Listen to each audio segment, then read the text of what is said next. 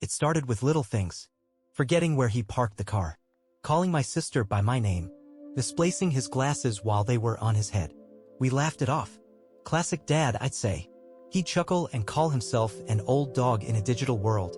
He was 71. Retired mechanic. Still sharp with tools, still fixed lawnmowers in the neighborhood for free. I didn't worry at first. Then one day he called me and asked if I was coming over for dinner on Friday. It was Wednesday. Sure, I said, what's the occasion? He paused. Your birthday. I blinked. My birthday is in August. It was April. Dad, I said gently, you're a little early. Long pause. Then a forced laugh. Oh, right? My bad, bud. Don't get old, huh? I told my wife that night. She said her grandma started the same way. Little things. Repeating questions. Losing track of days. We both agreed not to panic. But a few weeks later, it got harder to ignore. He showed up to my house unannounced. Middle of the afternoon. He stood on the porch holding a six-pack and said, thought I'd drop these off for game night. I stared at him. Game night was something we did when I was in high school. With him, my uncles, old neighbors. It hadn't happened in almost 15 years. He looked confused when I told him that. Like I was the one who got it wrong. That night, I sat in the kitchen staring at my phone. I wanted to Google it. Early signs of Alzheimer's. When to worry about memory loss. But part of me didn't want to know. Part of me wanted to believe he was just tired. Lonely. Stuck in old habits. But deep down, I already knew.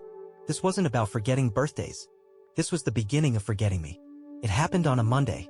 The sky was that dull gray that makes everything feel heavier. I had told him to come over for lunch, nothing fancy. Just sandwiches and coffee.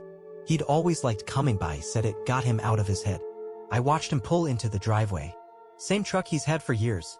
He parked a little crooked, but that wasn't new. He sat there for a moment before getting out. Then he just stood on the walkway, looking at the house, like it was a stranger's home. I opened the door and called out, you coming in, or are you planning on moving in next door? He blinked. Oh, he said, this is yours. I laughed. I thought he was messing with me. But he didn't smile. He just walked in slowly, glancing around like he'd never been there before. He looked at the pictures on the wall, family photos, our wedding photo, my daughter's school drawing, and didn't say a word. When we sat down at the table, he asked, how long have you lived here? My stomach sank. Dad, 6 years. You helped paint the garage. He stared at me, blank, then forced a nod. Right? Of course. He took a bite of his sandwich and changed the subject. Started talking about an old coworker from the shop. A story I'd heard 100 times. Word for word. It was like his mind found safety in the past and clung to it. After he left, I sat on the couch for an hour. Didn't move. Didn't even cry. I just felt cold. That night, I told my wife we needed to talk to a doctor. She nodded. Said she'd already started looking into specialists. I think she knew before I did. Or maybe I just didn't want to admit that my father, the man who once remembered every part of my science project from 3rd grade, now couldn't recognize the walls I raised my own family in. And that was just the beginning. My brother's name is Caleb. He lives in another state. Married. 3 kids. We talk a few times a month, nothing deep. We're not distant, just grown apart like most adults do. Dad always mixed us up when we were kids. Called me Caleb when he meant Matt, or Matt when he meant Caleb. But it was playful. Harmless. Back then, it was a slip. This time, it wasn't. I was at his place, helping him sort through the garage. He still kept it neat. A million labeled boxes, a dusty craftsman tool chest, a pile of wires he swore he'd use for something. He seemed better that day. Focused. We took a break, sat on old lawn chairs, drank warm soda. Then he looked at me and said, how's the job, Caleb? Still in Oregon? I paused. At first, I thought it was another old reflex, like muscle memory. But he didn't correct himself. He just kept going. I heard the twins are playing soccer now. You take them to practice, or is that all on Jen?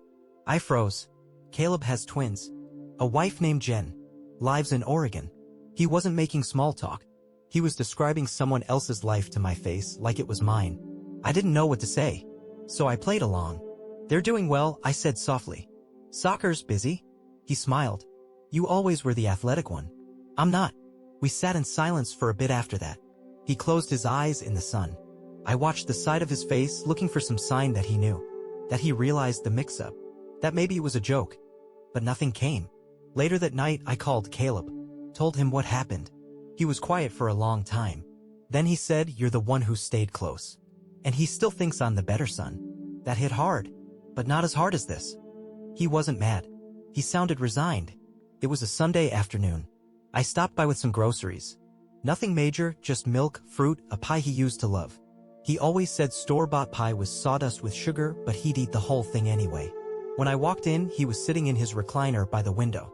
Sunlight pouring in. He looked peaceful, almost too still. I said, "Hey, Dad.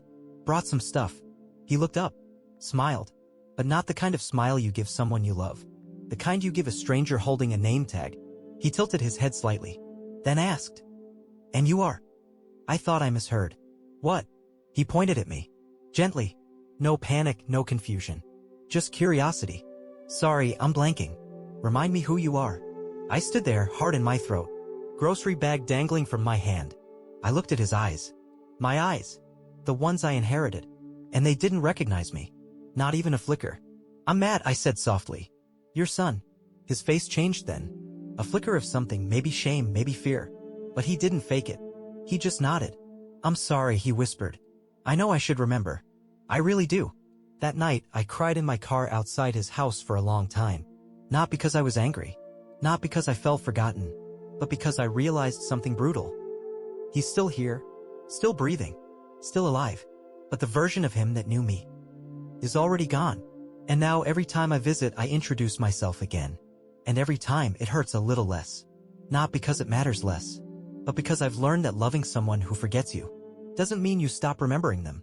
It just means you carry the whole story. For both of you.